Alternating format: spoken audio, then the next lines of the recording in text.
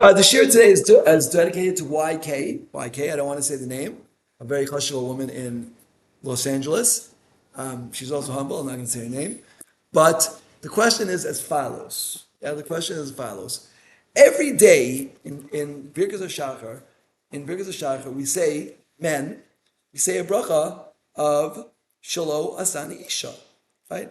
So at first glance, this bracha seems very chauvinist. Shalo Asani Isha. And ad kedei kach, so much so that I know in some places they've written for women to say shlosh anish, right? Like they said, there's an expression in Hebrew, zelo fair. Zelo fair, why not? If men say shlosh anisha, women should say shlosh anish. It's kind of tit for tat, right? But in fact, women don't say shlosh anish. They say shasanu kirtzonim afterwards questions. Shasanu kirtzonim. So I want to suggest like this. What's the difference? If you look at it like this, the pshat is as follows. When Hashem created man, he made a mistake. Okay, we're not supposed to really say that. I'm saying it anyway. But it was proverbial. It was as if he made a mistake. Right? Why? Because he had to recreate man to make woman. Right? He took the rib out and he made the woman. So man was incomplete. It was mistaken, as it were. Right? It wasn't like he wanted. Really, the Gemara says that originally men and women were created like du partsufim. They were back to back like this, Siamese twins. When Hashem created women, He got it right, and that's why they make an incredible bracha. Shirtzana kirtzono. Hashem is saying, "I got it right now." So when women say Shirtzana kirtzono, it's really much better than shlos anish. They're proclaiming to God that God, you know what? When you created me, I got it. You got it right. Yeah. And that's why every woman should be very proud to make the bracha of Shirtzana Kirtzona. In fact, somebody once asked me, I was once in the airport, and I was putting on my towels and tefillin, and I think it was in New York, and one come asked me, he said, "Sir, can I ask you a question?" I said, "Yes." "Why are you putting those black boxes on your head and your arms?" And I was in one of my moods, which I get into sometimes. I said, "Ma'am, do you study the Bible?" She said, "Yes." I said, "Do you study the Old Testament?" "Yes." "Did you ever come across the word phylacteries?" She says, "Yes, I've come across that word." "Do you know what they mean?" She says, "No." I said, "These are phylacteries." Yeah? And she almost fainted. She said, "Oh, can I put that? Can I take a picture and put it on my Facebook page?" In any event, so then she asked me though, "Do women also wear tefillin?" I said, "No, women don't need tefillin. Women are intrinsically holy. They don't need to put tefillin on their body to elevate themselves. Men are less holy. They need superficial." What?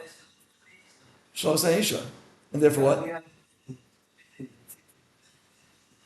What? Why do we make Shlos Aisha? That's the reason.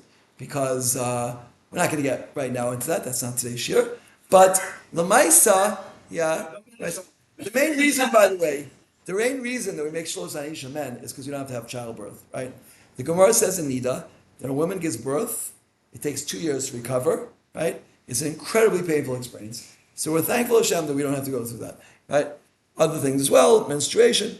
But the point is like this. The point is that women don't need it. And that's why, who is it? Rabbeinu Yonas ben Luniel says, for a woman to wear talis and tefillin is beged ish. She doesn't need it. She's elevated above it. She has intrinsic spiritual inclination. She doesn't need the talis and tefillin. Yeah? Therefore, when somebody came up to me in New York and said, "My daughter is learning at a certain school in New York, and they have pink tefillin there. Is that a right? Yeah, is that right?" I said, "Good question. We'll have to look into it." And the answer is that they're not kosher at all. Pink tefillin. What's that? The reason is women are allowed to wear tefillin, and Rashi's daughters apparently wore tefillin, but it's for women who are on a very, very, very high level, and they've already transcended the level. Like again, we're assuming that women are above men, right? Shasani Kirtzono, and they've already reached the peak men. So now they're transcending the transcendence. Yeah, they're wearing tefillin on top. They want to go back to their primordial state of when men and women are together. So on that we say today the minhag is not to do that, because today the men are not men and the women are not women. Today, like we're just trying to like basically drudge along and try to make it whatever we can. So this is what I have to offer for today, and I thank Mrs. YK. I'm looking forward to speaking to her in the near future. She is well known for her wisdom and humility.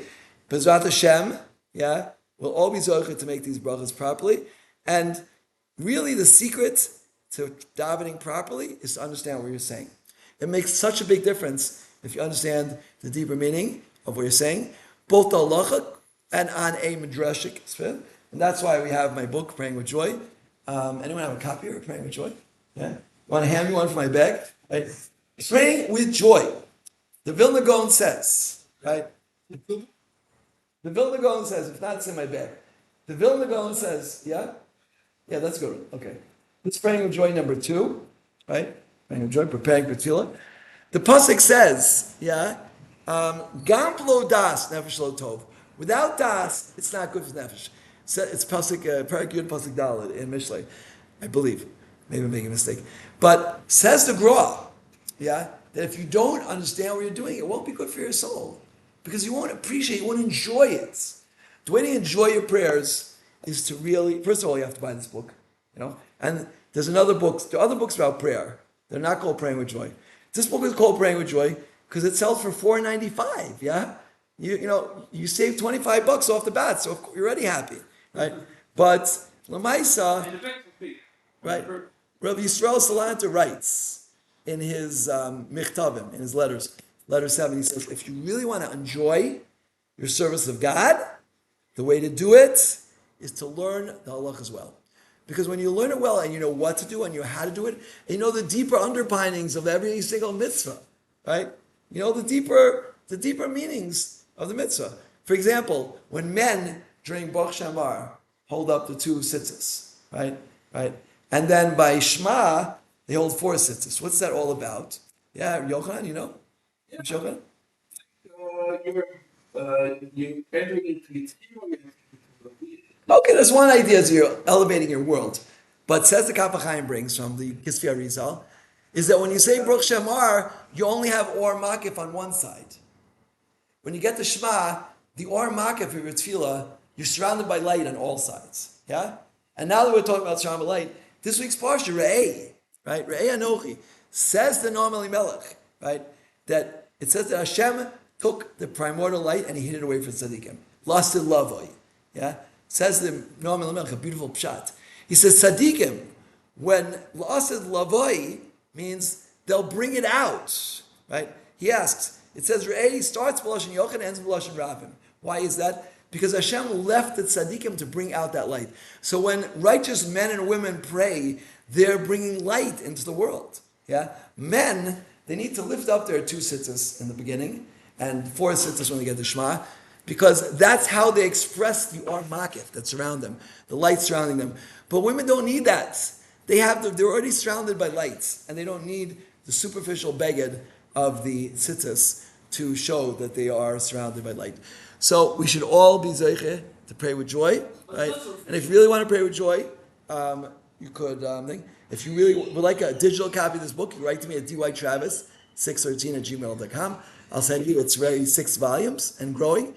And we should always go to pray with joy and connect to HaKadosh Baruch Hu and really have that incredible simcha. There's no greater joy possible in this world than tefillah. Yeah? And I just finish off with one thing, right? My good friend Daniel Yaakov Glatstein, yeah, who has the same name as me, told me once that he was named because of him. There's 2 reasons he's called Daniel Yaakov. Yesh darshan l'ganai, yesh darshan l'shvach. Ganai is because of Jack Daniels, yeah, because of the Kiddush clubs, The Kiddush clubs, Jack Daniels. That's the ganai. But the shvach is that the Medrash says there were 2 people who knew the Kates, and they were Yaakov Avinu and Daniel. The 2. One time I heard from my good friend, the biggest postik in America, according to Rav Sternbach, Rav Noach Olbaum. He said there's a 3rd person who knew the Kates. Does anyone know who it was? 3rd person who knew the Kates when Mashiach is coming? It was Rav Mordechai Mishlislis. There's a little town in Europe called Shlislis.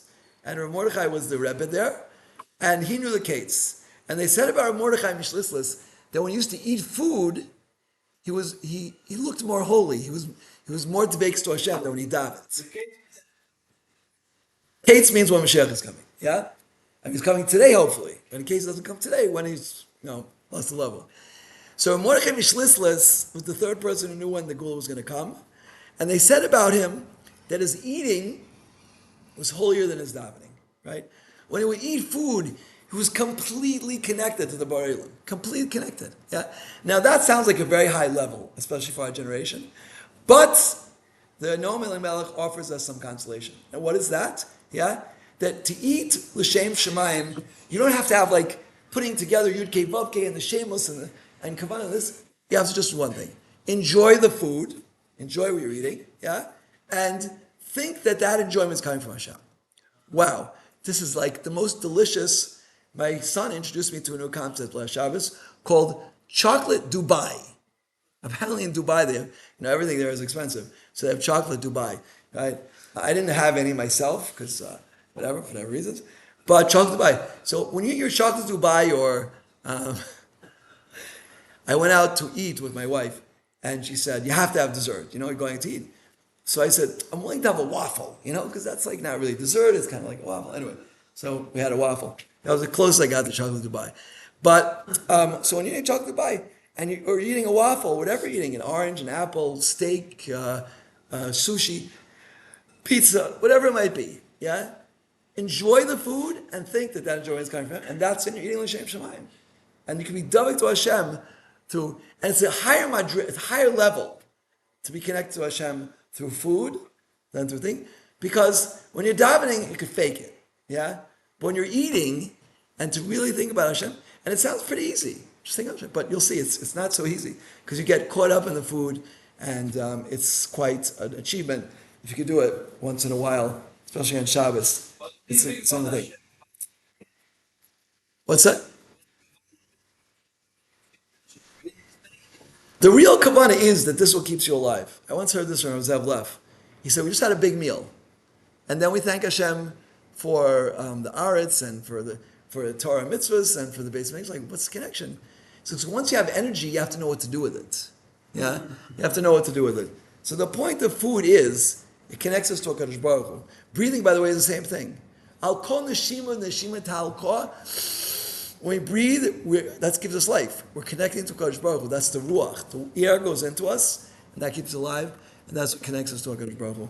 So the central point in all these things is that tefillah adds a new dimension to our lives. It helps us uncover and reveal things that we would miss otherwise, and therefore, Chazal tells us, "Halavai she'adam yispal kol yom."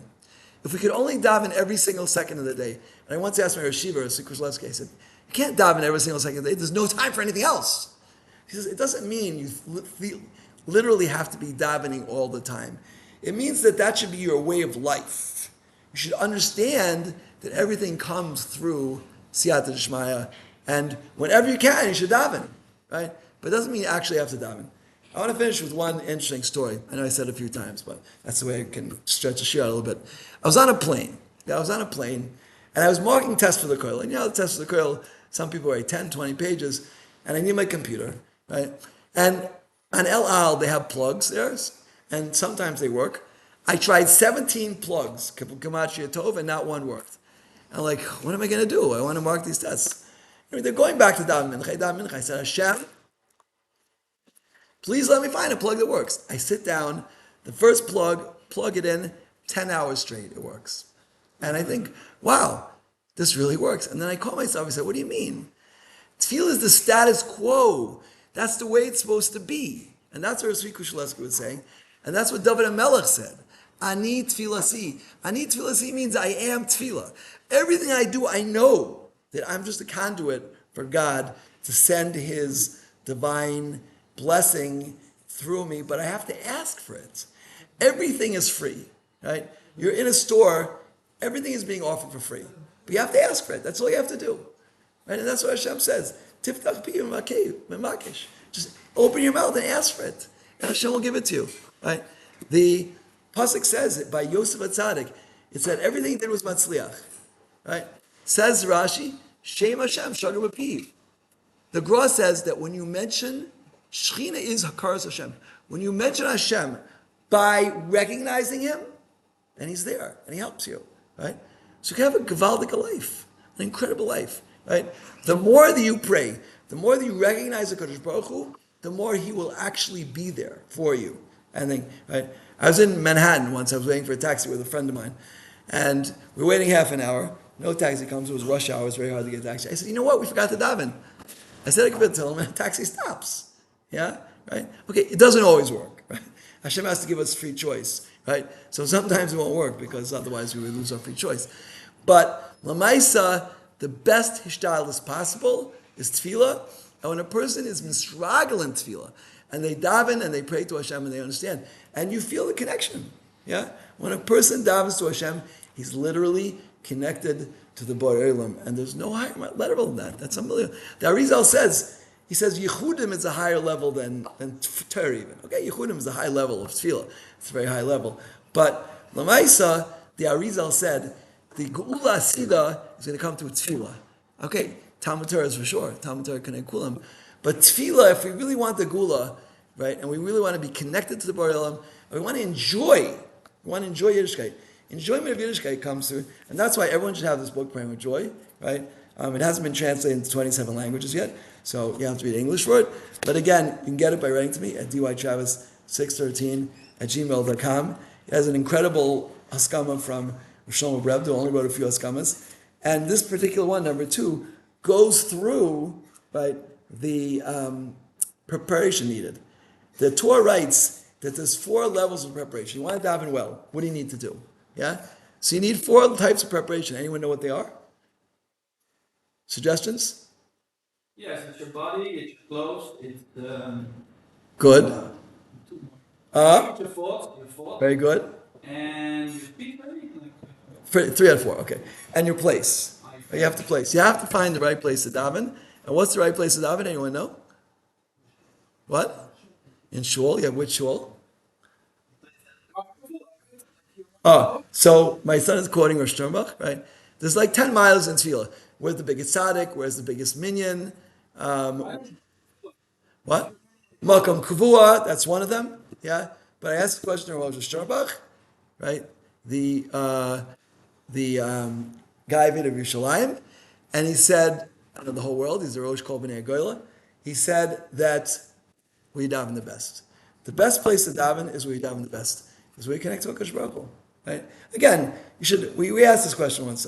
I asked Brevda about certain things down Bichidas. He said it was the derech of tzaddikim, but we should try as much as possible to daven b'tzibor, because when you daven b'tzibor, we said this yesterday from the Meiri. The Meiri says that the reason they could leave out a name by the I said the Meiri says when you're davening b'yochid, you shouldn't mention the name of the chayla, but when you daven b'tzibor you can. And we said because when you daven b'tzibor, your tefillahs take on a different chashivas. They're connected to the whole tzibor, and they go up with the tzibor. So we should try whenever possible, men at least, to daven with the tzibor. Women are not obligated in that, but that's very, very incredible. Okay, so let's just sum up here because Yigia Kamat Zman Mincha, right? We said if you really want to connect to the Borei Olam, which is the tachlis, the way to do it is through tefillah. In fact, the word tefillah comes from the word psil. A psil is a cover, right? Smid psil. That you want to hand me that tzedakah box for a second, right? Tzedakah box, right? Notice how closely this is connected one to the other. That is the level we reach in tefillah. Mamish like a smid psil. That's mamish is chabras to the Borei Olam when a person davens. So if a person wants to reach that madrega, so we said number 1, you should really learn Hilchos Tefillah like we're doing here over Bein Zmanim. You have to call it to everyone who's coming, right? Number 2, learn about the tefillahs. Learn the deeper meaning of the tefillahs, right? Praying with joy, right? And then you'll be able to answer like Rabbi Moshe Yochanan, the questions they ask, right? And also, you'll be able to appreciate it more, right? Number 3, you need to clear your head, right? You need to clear your head. We want to ask Rav Asher Eli, how can it be that people go from an Eon Shir to Mincha? He said it's a good question. He said, Ashrei, you know? Okay, for a high madrega, Ashrei works. But we spoke about this here at the beginning of this, what we were learning. tefillah, the Hasidim Rishon would wait 1 hour, right? 1 hour, they would clear their heads of everything to connect to the Borei Olam, right? But at least 5 seconds, right? At least 5 seconds or a minute. I try, if I can, before Shemona Esrei starts, to go a little bit quicker and take like 5, 10, 15, 20 seconds. Just think, I'm about to enter the palace of the king. I should have siyata d'shmaya to get in. Yeah, it makes a big difference. Chavetz Chaim says every single bracha Shemona Esrei, when you get to each bracha, you should stop and think, what am I about to say? Right? You get to Atachonen, I'm asking Hashem for das. You get to Shveina Bino Zorasecha, Tzlach Lana, I'm asking B'tshuva, Refuah, Parnasa. Know what you're asking for. Because the more you're focused on what you're doing, the more successful you're going to be. Right? And if you daven successfully, you'll be kosher to Hashem. And we said also from David Melech, Vanis Filasi. Right? Why should I mispal kol yom? You don't have to daven 24/7. Right? But your attitude, your metzias, your whole Weltanschauung, as they say in German. You know Weltanschauung? How do you translate Weltanschauung? Worldview. Worldview, very good. Worldview. Your whole worldview, it has to be tefillah, right? Which is as opposed to the worldview today of the non-Jews. Right? I'll put in more strength. I'll put in more energy. I'll put in more money. Right?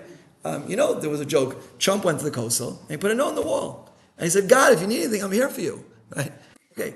We're very thankful to Trump. He's been very nice to us. He should continue. Yeah.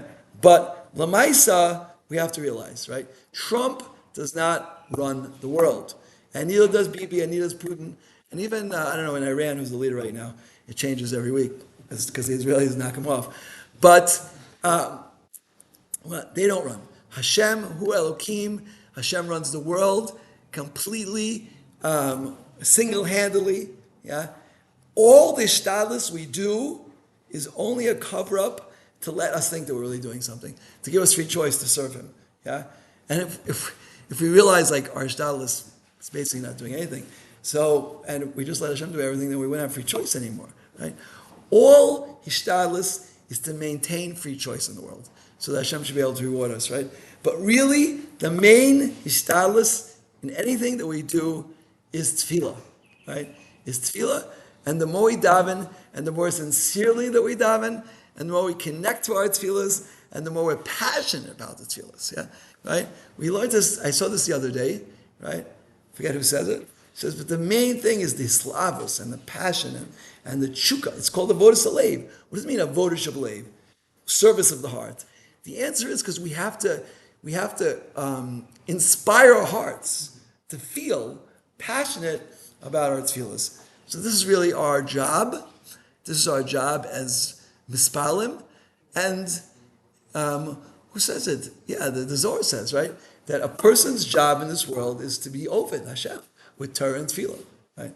And B'ezrat Hashem, Hashem to give us Yad Shmaya. Again, I give a bracha to Mrs. YK that she, it actually might be YC, spelled Cohen is spelled with a K or a C, but she should have bracha and siyata d'shmaya. Oh, my tiles is falling. Okay, I don't want it to fall.